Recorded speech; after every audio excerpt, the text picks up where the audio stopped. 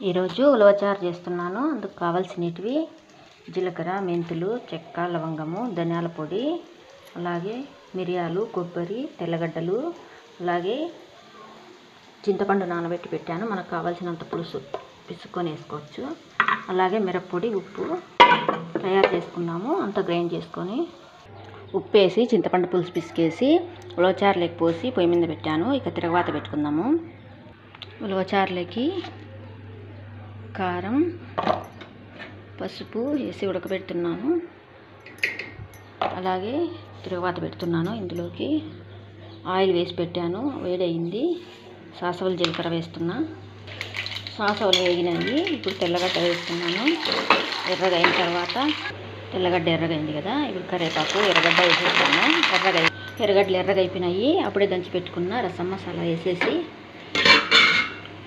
ఊరికనే నూనెలో